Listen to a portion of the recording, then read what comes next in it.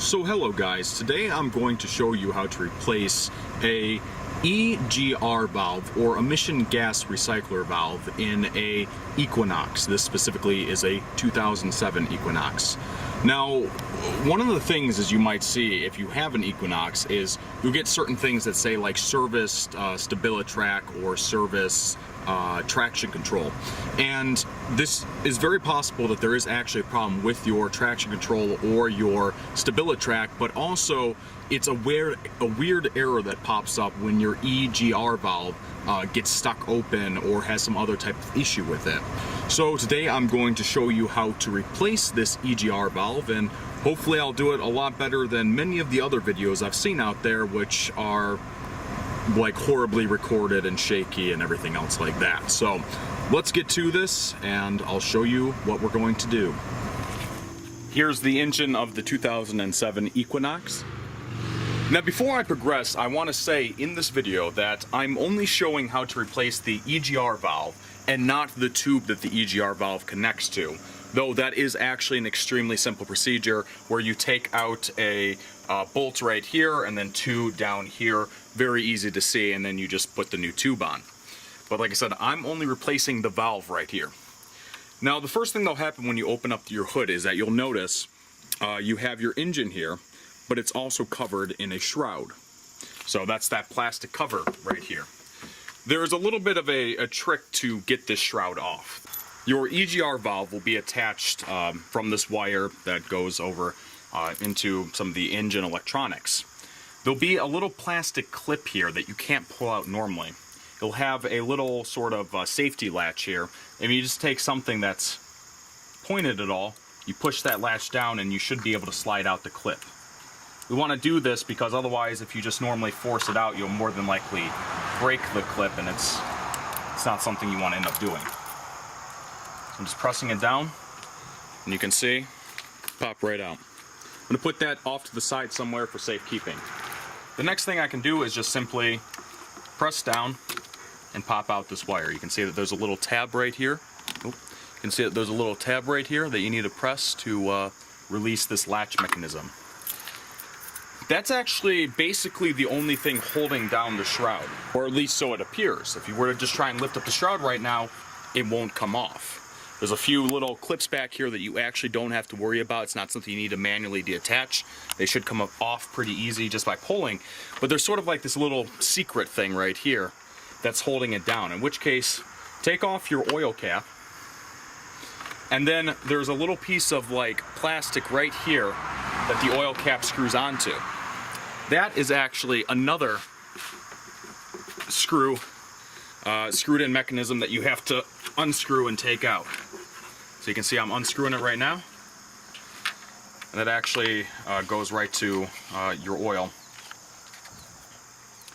After you do that, you should actually just be able to lift this shroud right off the engine cover. And like I said, there's some clips back there, they just pop out on their own. The shroud comes off very easily. Now something I want to be very sure I tell you is replace this as soon as you get the shroud off, because you do not want debris like dust or rust or anything like that in the engine to fall down into your oil. That'd be very, very bad. The next part of this is going to be extremely simple. The EGR valve is completely exposed. We're going to use a 10mm socket. It should be a 10mm, it is in this situation at least. And we should be able to just put it on there and,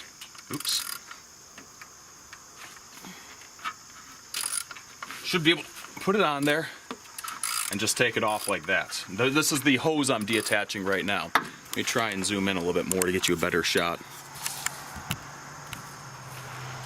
So this is the hose I'm detaching right now.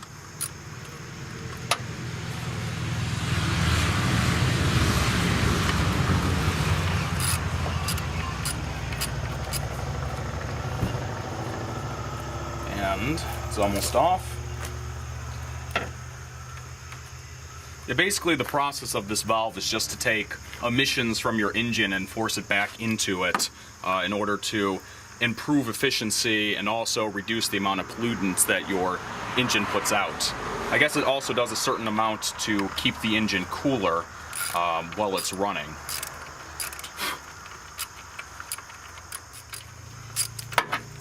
Okay, so the hose, when it's deattached, you can literally just pull it out. Put the bolt off to the side. Someplace safe. Now I already took this off prior because I tried cleaning it out to see if cleaning it out would fix it, which sometimes does fix the issues, but in this specific case it did not. So we have two more, one right here and one on the other side. They look exactly the same. They also should be 10 millimeters. So I'm just using the same socket. It's very nice when things are standardized like this because it makes taking and replacing parts so much easier. So I'm just going to take off both of those. That's one down. And sometimes these can be pretty tough to get off. They can be a challenge. You got to break them first. And by break, it means put enough force on them that they loosen up enough to be able to unscrew easily the rest of the way. So, it's very hot. You can see with that, just came right off.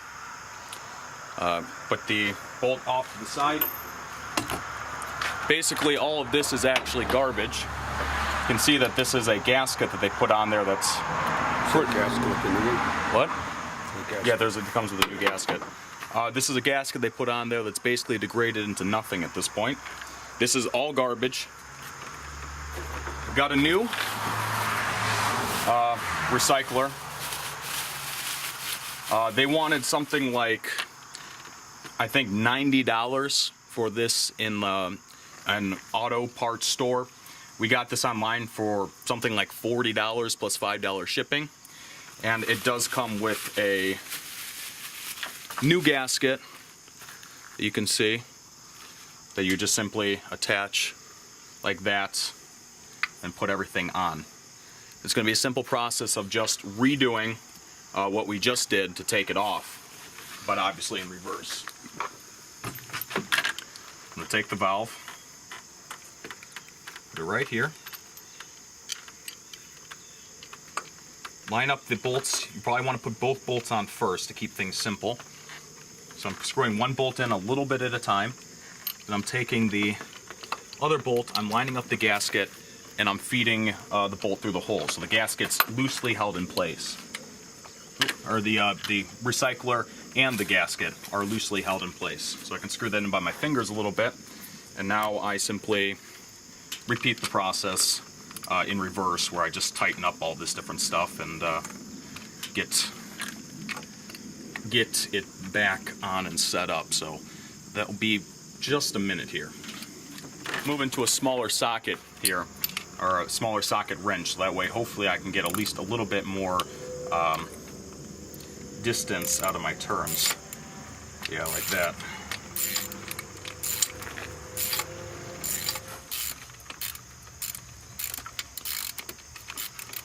So that's almost back on.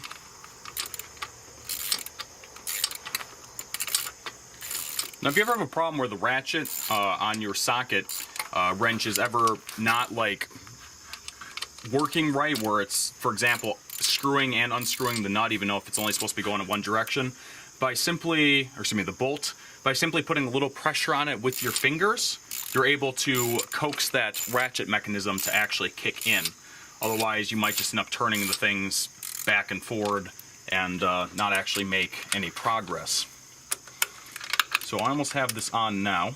See, like right here, it's just going back and forth without actually screwing in. If I put my finger on here and I apply pressure, I'm able to stop it from just turning like that without getting anywhere. So it's a little bit of pressure with your fingers can make a big difference in the situation.